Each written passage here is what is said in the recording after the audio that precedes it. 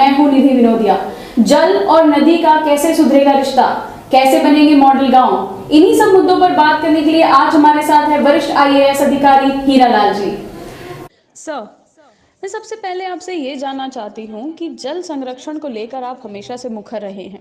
क्या आपको लगता है कि जल और जो नदी है उसके बीच का जो रिश्ता है वो कहीं ना कहीं टूट रहा है? हाँ बिल्कुल।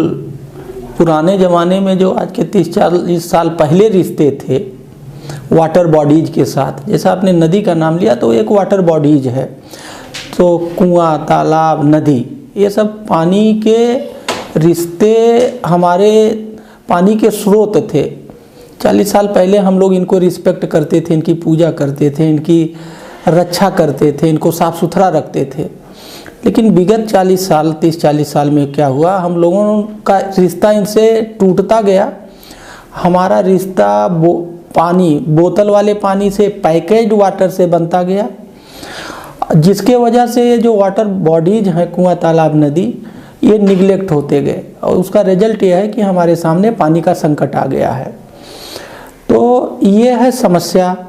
इस संकट को अगर दूर करना है तो हमें पैकेज्ड वाटर, मतलब ये जो बोतल वाला पानी का कल्चर है, इससे रिश्ता तोड़ करके हमें अपना पुराना रिश्ता बहाल करना चाहिए। हमें अपना जो पुराना हमारा कुआं, तालाब, नदी से रिश्ता था उसको जोड़ना चाहिए और रीस्टैब्लिश करना चाहिए, जिससे हमारा पुराना लगाव, अपनत्व कुआं, तालाब, नदी से पुनः हमारे दिल दिमाग में स्थापित हो और हम इसकी रक्षा करें, सफाई करें और पानी का संकट दूर हो जाए। जी सर, एक चीज और है कि एक लोगों के मन में एक पूरा माइंडसेट बन के बैठ चुका है कि भाई पेड़ लगाएगा कौन, किसकी जिम्मेदारी है, भाई वो गांव की है। पानी कौन बचाएगा, जल कौन बचाएगा, उसकी जिम्मेदारी गांव वालों की है। तो ये एक जो माइंडसेट है, इसको क्या इसमें भी कुछ बदलाव आ रहा है? जो शहरी जो लोग हैं, इसमें कुछ सुधार आ रहा है? क्या इसमें बदलाव की जरूरत है? बिल्कुल बदलाव की जरूरत है। देखिए, जल, जंगल, जमीन, इसको अगर एक जमीन को छोड़ दीजिए तो पेड़, पानी, जल और जंगल, ये आम आदमी की ज़रूरत है। पानी आम आदमी की ज़रूरत है और जो पेड़ है, जो हमें ऑक्सीजन देता है, प्राणवायु देता है, वो हर आदमी की ज़रूरत है। तो जो चीज़ हर आदमी की ज़रूरत है उसे बिना हर आदमी के सहयोग से पाया नहीं जा सकता। तो जो जल में अगर ये कॉन्सेप्ट है कि हर कुछ सरकार कर देगी, तो ये कॉन्सेप्ट ठीक नहीं है। ये बात सही है कि धीरे धीरे लोगों की ये सोच बदली है कि पानी पीना है तो सरकार की तरफ देखेंगे, पेड़ है तो सरकार की तरफ देखेंगे। तो इस सोच को बदलने की ज़रूरत है और जल और जंगल को बढ़ाने के लिए, इसकी रक्षा करने के लिए, इसको जिस शेप की आवश्यकता उस शेप में लाने के लिए पब्लिक पार्टिसिपेशन के बिना ये संभव ही नहीं है। तो जो कहते हैं जन सहभागिता से ही पेड़ को जिंदा रखा जा सकता है, पेड़ की संख्या बढ़ाई जा सकती है और जो हमारे वाटर बॉडीज हैं उनको उस शेप में लाया जा सकता है जिस शेप में लाने की ज़रूरत है। सर, कहीं ना कहीं आप ये नहीं लग रहा कि लोग जो हैं अपनी खुद से जो उनकी जिम्मेदारी बनती है वो उस चीज़ से पीछे हट रहे हैं?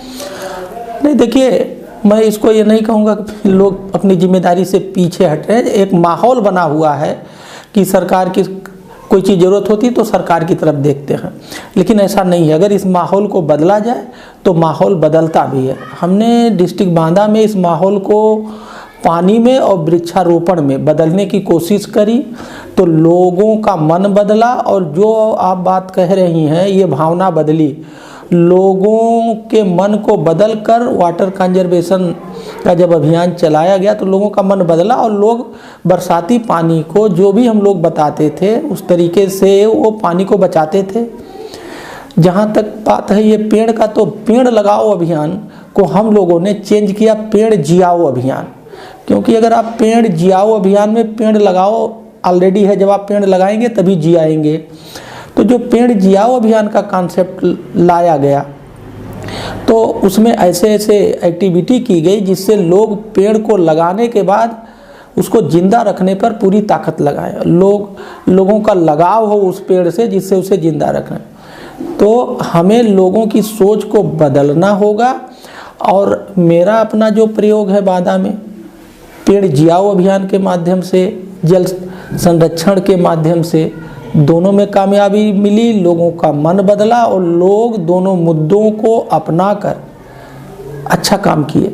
जी सर, जैसे कि आपने बताया कि आप बांदा में थे, तो बात करें अगर लोगों की, या बात करें उस समय की जब आप बांदा में थे, या बांदा में अभी आपको शायद आपने कहा कि कार्य चल रहा है, तो क्या वहाँ के लोगों का भी पानी को लेकर माइंडसेट थोड़ा चेंज हुआ है? क्या वहाँ के लोग भी बदले हैं पानी को लेकर, या उनकी जिम्मेदारी, अपनी जिम्मेदारी को समझ पाए हैं, या फिर अभी भी वही पुराना कॉन्सेप्ट चल रहा है कि नहीं, हम मतलब लोगों के चेंजेस नहीं आया है माइंडसेट अभी? नहीं, लोगों का मन बदला, कुछ लोगों का परमानेंट बदल गया है जो अभी भी उस बात को लेकर के काम कर रहे हैं। कुछ लोगों का मन जो बदला था उसमें कमी भी आई है, कुछ नए लोग और तैयार हो गए हैं उस धारा में। देखिए, किसी के स्वभाव को बदलने के लिए समय लगता है। क्योंकि मुझे केवल 1.5 साल ये स्वभाव बदलने का अवसर मिला, तो उस लिहाज से ये समय कम है। लेकिन जो एक बार पौधा, जो एक बार सोच लोगों के दिल दिमाग में घुस जाता है, वो रहता है और काफ़ी देर तक रहता है। उसको अच्छी तरह से मजबूती, अस्थायी रूप से मजबूती देने के लिए काफ़ी लंबे समय की ज़रूरत होती है, तभी वो परमानेंट होता, सस्टेन करता है।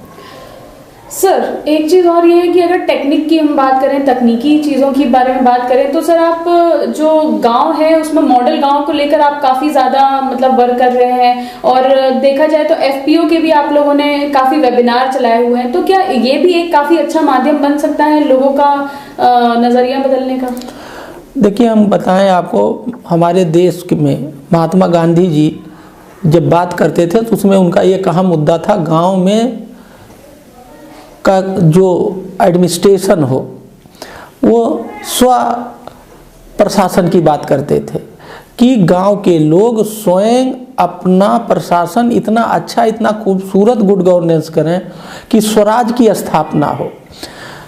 भारतवर्ष कृषि प्रधान देश है, भारतवर्ष गाँव में रहता है, तो जब तक गांव का विकास नहीं होगा, जब तक गांव मॉडल नहीं बनेगा, तब तक हम लोग ये सोचें कि हमारा आर्थिक विकास या हम डेवलप्ड हो जाएंगे, मेरा व्यक्तिगत मानना है ये संभव नहीं है। इसीलिए जब से देश आज़ाद हुआ, गांव के विकास पर लगातार काम हो रहे हैं। सरकार कोई भी हो, हमेशा गांव के विकास पे काम करती है और कर रही है, लेकिन जो अपेक्षित परिणाम आने चाहिए थे वो नहीं आए।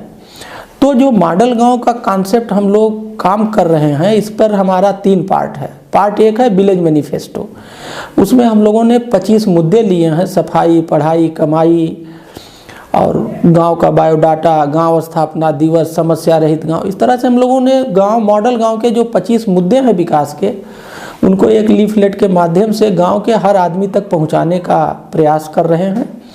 इसके लिए एक व्यवस्था बनाई जा रही है जिससे गांव का हर आदमी उन 25 मुद्दों से परिचित हो, और जब वो परिचित हो जाएगा, उसको जानकारी हो जाएगा, उसके बारे में सोचने लगेगा, तो फिर उसके खून में, उसके सोच में जब वो 25 मुद्दे विकास के आ जाएंगे तो उसको पाने का प्रयास करेगा। जब पाने का प्रयास करेगा तो विकास हो जाएगा। अभी ना मुद्दा है, ना सोच है, ना पाने का प्रयास है, इसलिए विकास नहीं है।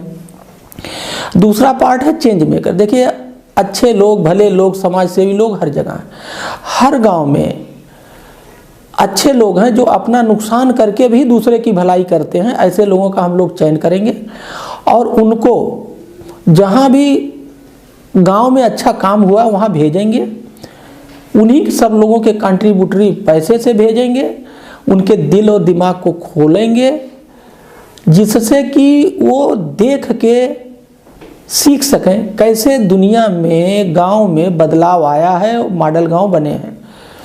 उसको हम लोग एजुकेशन विथ रिक्रिएशन की, वो जाएंगे, अपना भ्रमण भी करेंगे, मौज मस्ती भी करेंगे और अपने आँख से देख के सीखेंगे भी। तो उससे हम लोग चेंज मेकर बनाएंगे और फिर वही चेंज मेकर और गांव के लोग मिल करके गांव स्तर पर एक एफपीओ बनाएंगे और उस एफपीओ को चलाएंगे। और एफपीओ क्या है? वो एक कंपनी है। भारत सरकार, उत्तर प्रदेश सरकार और सभी सरकारें इस पर लगातार हर तरह से प्रयास कर रही हैं, मदद दे रही हैं कि एफपीओ के माध्यम से कृषि को कृषि व्यापार में बदला जाए, किसान की सोच को किसानी के बजाय किसानी व्यापार में बदला जाए, लोग केवल अभी पैदा करने में जो लगे हैं वो पैदा भी करें, उसको बेचें भी। अभी लोग केवल पैदा करते हैं, उसका लेखा जोखा नहीं रखते हैं, उसको इकोनॉमिकल तरीके से मैनेज नहीं करते हैं, गांव देहाती तरीके से मैनेज करते हैं। तो उसको इकोनॉमिकल और एक कमर्शियल तरीके से मैनेज करें अपने खेती को, अपने गांव के अफेयर्स को। तो एक बहुत अच्छी स्कीम है ये फार्मर प्रोड्यूसर कंपनी की। तो इस पर हम लोग जितने भी फार्मर प्रोड्यूसर कंपनी अभी तक बने हुए हैं उनको वेबिनार करके उनको जागरूक कर रहे हैं, और जो लोग सीख जाएंगे उनसे नया बनवाएंगे और उनसे हैंड होल्डिंग करेंगे, और गांव को मॉडल गांव में इस 3 स्टेप के माध्यम से, first village manifesto, second change maker and third FPC द्वारा गांव को मॉडल गांव में बनाने का हर संभव प्रयास करने का प्रोग्राम है, चल रहा है। तो ये थे हमारे साथ वरिष्ठ IAS अधिकारी हीरालाल जी, जिन्होंने जल पर, किसानों पर अपनी बातें रखी। ऐसे ही कई अन्य हस्तियों से आपकी मुलाकात कराएंगे फुटकर न्यूज पर। तब तक के लिए देखते रहिए हमारा चैनल, सब्सक्राइब करें और बेल आइकन दबाना ना भूलें। धन्यवाद।